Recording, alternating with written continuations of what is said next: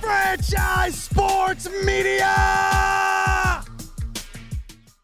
What's going on, fight fans? Thank you guys for tuning in for another edition of the main event right here on Franchise Sports Media.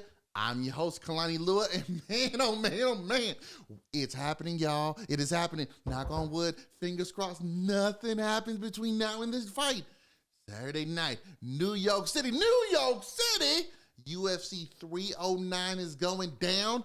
GOAT versus GOAT. Stipe Miocic, the greatest heavyweight champion of all time, taking on the baddest mother. I'm talking about Jon Jones. Jon Bones Jones, greatest MMA fighter of all time. These two collide for the UFC heavyweight championship. It is going down in the Garden. Madison Square Garden, MSG is the roof is about to come off this place. It is going to be electric to see what's going on there. Might be electric for some other reasons. Certain guests might be in the crowd, but hey, it is what it is. We're past that. Hey, it is what it is. No recounts. But we are in for a full stack card here. We're going to break it down going into this particular bout here. We also got in the co-main event, Michael Chandler, after 2 years of waiting on some scary Irishman to finally put down finally get off his yacht and come into the cage. No. He's taking on in a rematch a former foe, the great Charles Oliveira. Those two are going to go at it. Bo Nichols back in action, folks. UFC 309. It is going down in the town. More like a city, but you get what I'm saying. You get what I'm trying to say here. With a Death Row Records, baby, because guess what? It is about to be on like popcorn. Jon Jones, 27-1. Technically, now that the 12-6 elbow is legal, shouldn't they take his disqualification loss off of his record? He was beating Matt Hamill, but nonetheless, 27-1, 17 finishes, 58 strike accuracy, 95% takedown defense. He don't get taken down a whole lot. The only guy to ever take him down, Alexander Gustafsson, who mopped him up the second time around. I told you the first one was a fluke. He is the favorite, though, at minus 625. He's taking on the greatest heavyweight champion of all time, though, the fireman from Stipe Miocic, 20-4, 15 finishes, 53% accuracy rate, 68% takedown defense. He's a plus 455. So Jon Jones obviously being recently more active, which is weird to say given how long he's been out the cage. But both of these guys have dealt with injuries. Stipe obviously being a fireman, he has other obligations in life that he has to attend to, but dealing with injuries, getting up there in age. Look, there's been a lot of slander about this fight.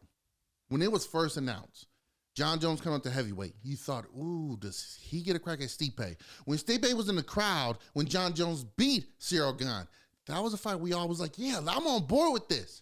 As time has gone on, somehow, some way, we've gotten away from it. I've had former co-hosts on this show. I listen to the radio, podcasts, interviews, other shows. I see you on social media. Oh my God, Jon Jones is ducking Tom Aspinall. Stipe Miocic is super old. Shut up. Why? Because we're getting something really great here. We're getting one of the rare matchups of having two of the greatest go at it. Yes, I understand Stipe's not in his prime anymore. Once again, when that question is asked, this person versus this person in prime, that doesn't happen a whole lot as you would think. Anderson Silva, Randy Couture, all had their primes later in their careers, whereas guys such as Conor McGregor, Anthony Pettis had their prime a little bit early in their careers. You're trying to meet somewhere in the middle here. If Stipe is to have one more fight, maybe two with the UFC, wouldn't you want to see him take on one of the greatest of all time, the greatest heavyweight against the greatest fighter of all time? Haven't we always kind of wondered what it would be like for Jon Jones if he did move up to heavyweight? And at the time when he dominated 205, there were other guys who are no longer around at heavyweight. Cain Velasquez, Junior Dos Santos, Francis Ngannou, Daniel Cormier. So my options are pretty slim up here. And if you're Jon Jones, who has already said, yes, I'm close to retiring, this could be my last fight. He is from New York. This is in Madison Square Garden. I'm taking on the greatest heavyweight of all time. I'm the champion, two-division champion. So now if I win, Jon Jones, What better way to go ahead and put my gloves down the middle? But somehow you imbeciles, you knuckleheads out there, I apologize. I don't mean to interrupt you guys, and I don't mean to be rude to you guys. But I'm being very honest. You guys have frustrated me over all of this because as I look, Tom Aspinall is a great heavyweight, and he very, very well may go down as one of the greatest heavyweights of all time. But as of right now, he's the guy that we need to see against Jon Jones. So if Jon Jones beats Stipe, then he has to fight Tom Aspinall. Or does he take on the man with the plan? The man that steps up whenever that red phone calls. Alex Pereira, the biggest name in MMA right now. Everyone's a fan of this dude. Why would we skip that? It would be a legendary matchup. 2-division champion, now what, the greatest heavyweight champion of all time? Or cements himself as the greatest fighter of all time, Jon Jones, taking on arguably someone who's trying to become the greatest of all time in a short period of time, in a 3-division champion, Alex Pereira. Pereira's the bigger fight here, but we all want Aspinall to fight Jones because, one, a lot of people want Jon Jones to lose. A lot of people want Jon Jones to lose. They feel that he lost to Gustafsson the first time, and he lost to Reyes, and he lost to Santos, and X, Y, and Z. No. Johnny Bones Jones remains head of the table. He is the UFC's tribal chief. Then you got Stipe Miocic saying, hey, I'm taking on one of the greatest of all time. If I beat this dude and I go in there and recapture the title, I cement myself as, yes, once again, the greatest heavyweight champion of all time. And my name is going to be cemented forever as one of the greatest of all time. I could ride off into the sunset. Yeah, maybe if they offer me another fight, whether against Aspinall to unify the titles, because Aspinall is the interim champion, or it is against Alex Pereira, if he wants to become a 3-division champion and take me on, okay, let's settle it. But I'm at the point, remember when Daniel Cormier retired after he lost to Stipe twice? Daniel Cormier could have still fought. He could have still fought other guys, but he's like, I'm at the point in my career, if I'm not fighting for the championship, what am I fighting for? Like, what else is there for me to do? George St. Pierre walked away. And it's like, George, why would you walk away? You're at the peak. What else is there for me to do, guys? There's always going to be somebody else. There's always going to be a new guy that people think is going to be the one. Like Jon Jones said, everyone thought Johnny Walker was going to be the guy to come up to the ranks, get the title, or at least get in a position to challenge for the title, and dethrone me. How did that work? Dominic Reyes, great athlete, supposed to be the next great big thing. How did that work? Alexander Gustafsson, just as tall as me, but he can box really good. And he gave me a run for my money, but as I said, I had 2 weeks of training because I was enjoying life a little bit too much. And then what happened in the rematch? Oh, they was rigged. The first one, you lost. Okay, let's run it back. And when they did, smash. So there's always going to be someone else out there for a champion to take on. At some point, you got to see the light at the end of the tunnel and say, I'm done. I've done everything I can, and I'm walking out of here with my shield intact. A lot of times we want our heroes, our champions, to finish on their shield. We want them to be carried out of the octagon on their shield. In a way, if I can use a pro wrestling term, passing of the torch. You uplift another superstar to hopefully give them some rub that they can take going forward. In the world of WWE, WrestleMania is their big Super Bowl of wrestling. That is the creme de la creme of all wrestling events. The Undertaker had a streak, 21 straight times. He went into WrestleMania to take on an opponent. 21 straight times he walked out victorious. A record we probably would never ever see even come close to be a match. It got to the point where you said, okay, at some point Taker's going to have his last WrestleMania match. He finally loses to Brock Lesnar. And in a sense, Brock didn't need it, but it would help elevate him going forward as just a further big-time star.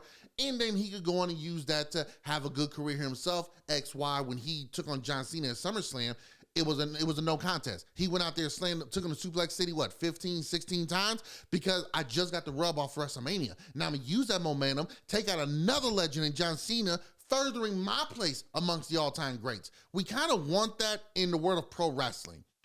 But it also seems that we want that in the world of combat sports and pro fighting. Like, we want boxers who are great to lose at the end. We want fighters in the UFC or in any MMA organization who are great to lose at the end because we want someone else to go ahead and take that. It could be envy. Maybe this guy, this champion, has beaten my fighters so many times. I'm just rooting for anybody to come up and beat them. I don't want to point to any other obvious reasons on why people want Aspinall to defeat Jon Jones. Not at all. I'm not going to particularly go that route. You know, some of y'all kind of act and show your colors that way, but I'm not going to go that way. I just think with everything Jon Jones has done outside of the cage, which, again, I've said on this show, knucklehead, and I just think with his long reign of supremacy over everybody else, people want to see him lose. But if he wins and he decides to retire, come on, this guy has beaten the most champions of all time. He has gone out there and defended the title and been tremendous. Let me run you guys a few stats on Johnny Bones Jones. 19-fight unbeaten streak, 18-0-1. Again, that's the longest in the UFC, and that one is a no contest. 15 title fight wins, that's the most in the UFC. 1 of 9 two-division UFC champions in history. 8 wins over past, sitting, and future UFC champions. 8 champions who are either on the roster now or no longer fighting, fought Jon Jones, and he beat him. And he made it look easy. He made it look easy, okay? He not choked out my favorite fighter, Quinn Rampage Jackson. Rear naked choke, made him, uncle, can't breathe, no more. Johnny's just phenomenal. But now, he gets a chance to end his career how he sees it. If I beat Stipe, I'm in my backyard. I'm home, so to speak. Is that not a better way to end the story? No. He's ducking it. He's ducking, blah, blah, blah, blah, blah. Okay, wait. At what point do we say that these fighters aren't scared of others and duck each other? I fought the who's who. At some point, I gotta fight my last fight.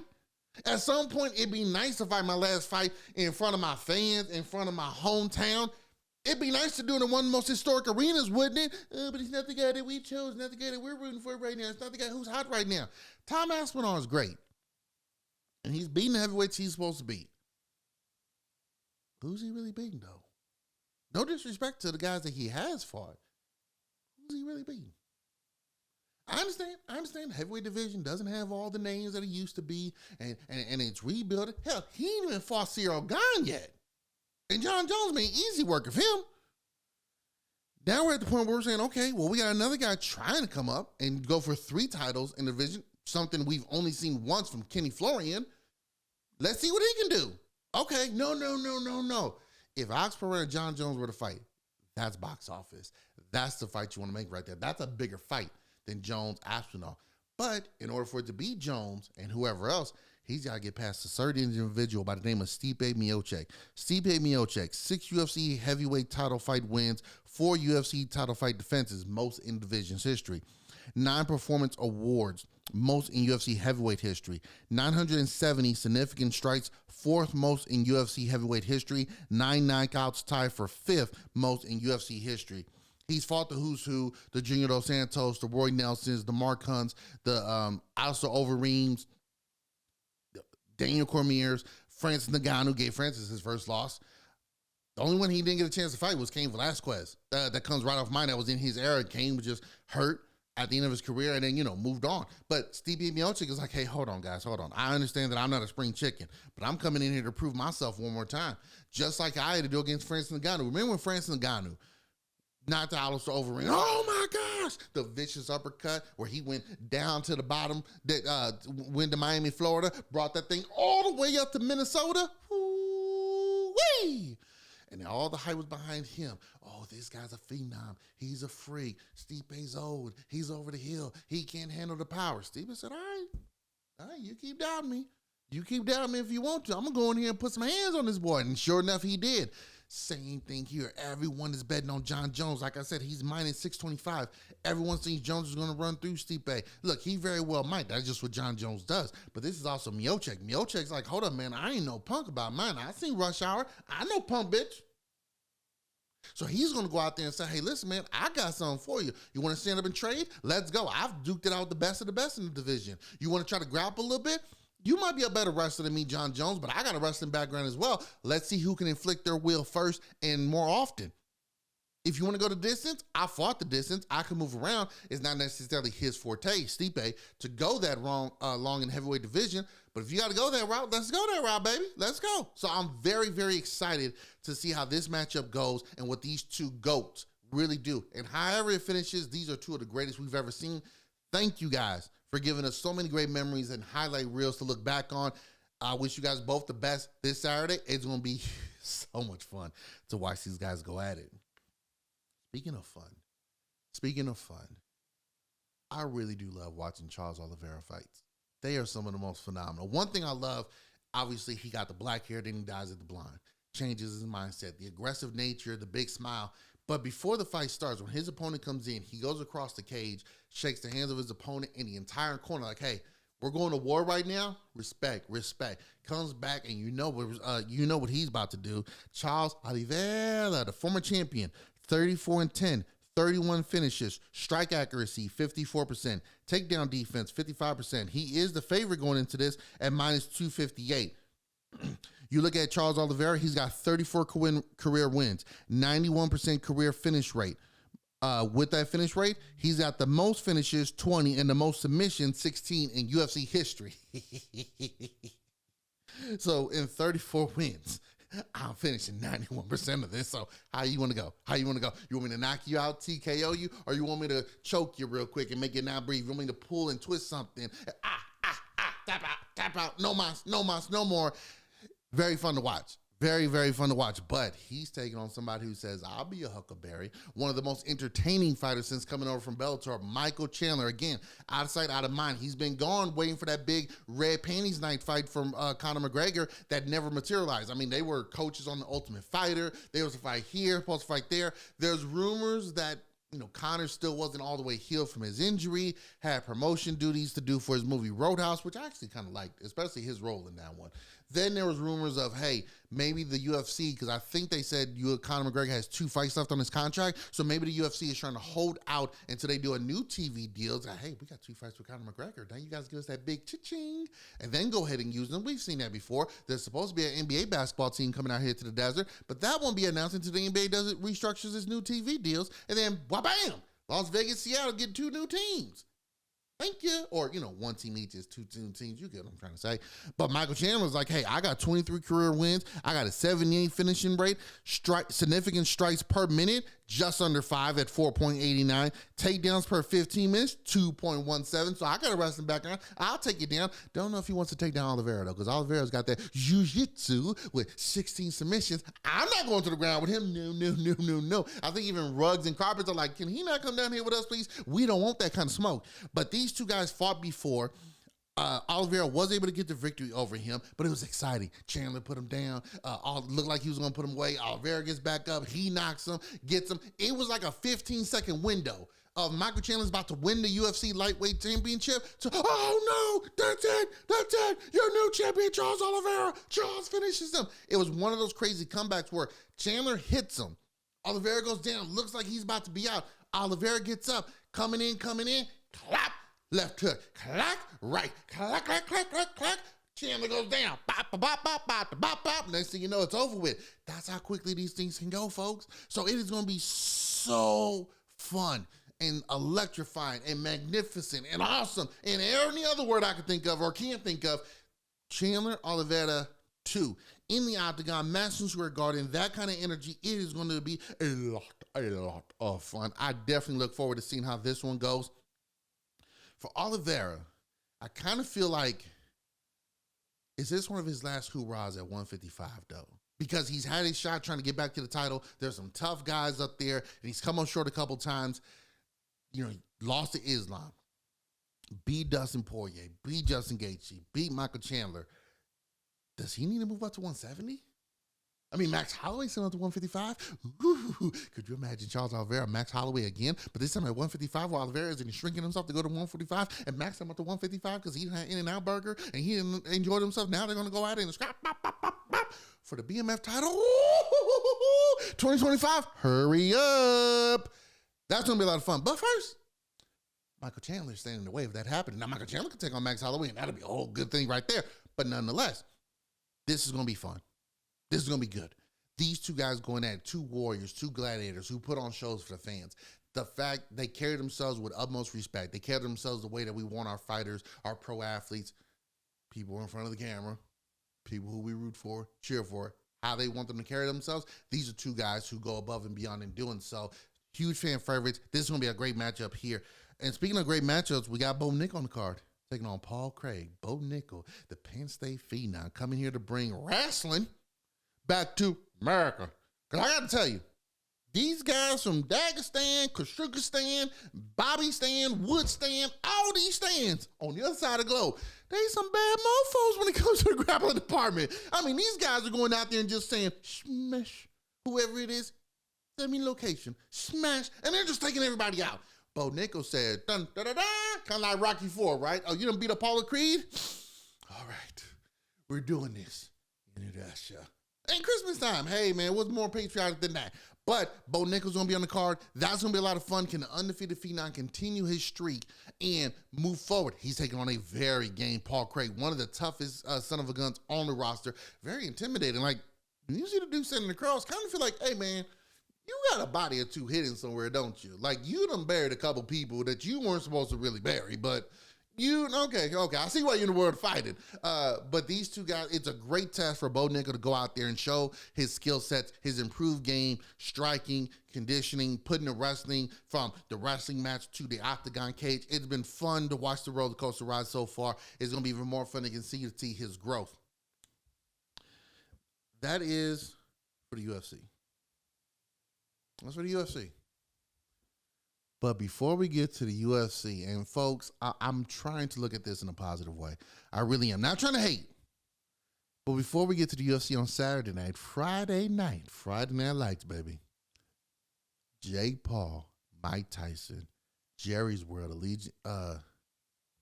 Dallas Cowboys Stadium, Arlington, Texas, Netflix. Okay, let's get into it. Jake Paul, Mike Tyson is going to be going down in Texas Friday night on Netflix. The first sporting event Netflix is going to showcase. What better way to do it than to be in Jerry's World, that fantastic arena. Mike freaking Tyson, one of the most popular human beings of all time, one of the most intimidating human beings who, at least as far as we know, isn't a murderer. And then Jake Paul, the internet phenom who, look, let's give this man credit. And we've said it on the show before. He's gone out there to try to go about this boxing career the right way. He has definitely jumped the line a lot, but at the same time, he's like, hey, man, I'm doing what boxing isn't willing to do. Trying to put on fights that fans want you to tune in and see. Whether it's by hook or by crook, whether you think it's a freak show or a circus act, or just, hey, it's a glorified expedition. Because I promise you, for all of you out there who root for Canelo Alvarez, who root for Tyson Fury, who root for Alexander Usyk, who root for Oscar De La Hoya, Floyd Mayweather, Roy Jones, etc., Mike Tyson. Can you name me Mike Tyson's first 15 fights? Anyone. His first 15 opponents. Can you name any one of them? I'm a boxing aficionado. There was, in the movie Creed 2, right? The spinoff from the Rocky franchise. There's a scene where the promoter for Ivan Drago and Michael B. Jordan's character, Adonis Creed, are talking. And they're in this concert venue, and the guy says to Creed, he says, look at all these people in here. Do you know there's been 75 heavyweight champions in the history of the world? How many of them do you think they know? I was dating a young lady at the time. She asked me how many of them knew. I'll be damned. Without even looking at my phone, I rattled off about 68 names. And it may not even be that many. It may be like 50, but you get what I'm saying. I'm a boxing aficionado. I don't know every single thing in boxing, but I got a pretty good knowledge of this stuff. I don't know who the first 15 fights Mike Tyson was. So for everyone claiming that Jake Paul needs to fight real boxers and this and that, damn it, it's this early in his career. What's he supposed to do? He wants to fight Canelo, but theoretically, you're not supposed to be fighting those guys this early in your career, buddy. You're not supposed to be doing that. It's different if he was an MMA guy trying to come over and fight. Okay, at least you have a fighting background. You was on YouTube doing wrists and rafts on Vine. So look, it is what it is. It's going to happen. So you might as well roll with the punches here. Speaking of rolling with the punches, well, what's going to happen? Does Jake Paul show that vicious right hand he's shown other MMA fighters who they were fighters, but they weren't strikers because a lot of them were wrestlers. So that's how he was able to put them to sleep. Tyrone Woodley, Ben Askren, what the did y'all do? Does he do that? Does he gotta go out there and just try to muscle his way through like he did with Nate Diaz, Anderson Silva, and just say, hey, maybe I get a knockdown on the 60-year-old Mike Tyson, but I don't put him away. So they are wearing 14-ounce gloves. So again, they're wearing freaking pillows on their hands. Or do I just go out there and do I get mollywopped by this older Tyson? I mean, I'm fit and I'm young and I'm strong and I'm a big guy, but there's still Mike Tyson. And they do say power's the last thing to go. If you're Mike Tyson, we saw him take on Roy Jones Jr. in an expedition a couple of years ago. He looked really good. He looked really good out there. But that was early to mid 50s, Mike Tyson. We'll see how this one looks for him. He's definitely got the right mindset. Mike is one of those guys where he intimidates everybody when he steps into a room. As the years have gone on and he's gotten older, he's found a more peaceful place in life. And definitely when you talk to people who have been around him, he's such a great guy now. When he turns into Iron Mike Tyson, I'm out. Nope, clear the yard. It's like The Wire. Yo, y'all, Omar coming. I'm not messing with it, Jack. So 60 years old, yes, but it's still Mike Tyson. Now, they are going to do 8 2-minute rounds. It is going to be an official boxing match. Knockouts are allowed. 14-ounce gloves. So, and it is going to be on their record. So it is going to be interesting to see how this goes. I know we're all predicting the circus act here, and we're all just thinking it's going to be wham bam. We're also hoping Mike Tyson will get finished, because even though he's 60, and that'll always be the asterisk, the visual of seeing Mike Tyson be dropped by a YouTuber. And yes, Jake Paul is a boxer, but the mindset of the people, I'm just somebody in general, is he's a YouTuber, he's a clown, he's a young kid, and he doesn't deserve to be in there. He messes around, drops, or even puts away Mike Tyson. Oh my God. But if Mike Tyson goes in there and does us all a favor and bop, bop, bop, knocks that Clorox bleach out of his hair, gives him back his natural look, oh man, we will all be satisfied and thankful. And all the Thanksgiving tables, we get so much thanks to Iron Mike Tyson. We don't even need gifts. Oh, the turkey can be dry. We won't even care. We'll just put more cranberry sauce on it. Oh, it doesn't even matter if we got vegan dishes there. Although who the hell brought vegan dishes? We have to talk about this afterwards. But we'll be so thankful if Mike Tyson was to go out there and just do us all a favor and put Jake Paul down once and for all. But that's why we fight. That's why we play the games. We're going to find out Friday, Netflix. That's about it. That's about really all that I got right now. You know, we got UFC 309, which is going to be awesome. Netflix on Friday. So again, if nothing else, hey, if you don't got nobody playing Friday night high school football, go check it out. It's on Netflix. You already got it. So you might as well just tune in and see how it is. That way when you come back here next week and I recap it, you know what the heck I'm talking about. Then you got UFC 309, Jones, Miocic, Oliveira, Chandler, Bo Nix, Craig. Ooh, it tingles me. Folks, thank you guys for tuning in to another edition of the Main Event right here on Franchise Sports Media. Be sure to go to franchisesportsmedia.com for all the latest in sports. Be sure to like, share, and subscribe. Till next time, fight fans. Peace.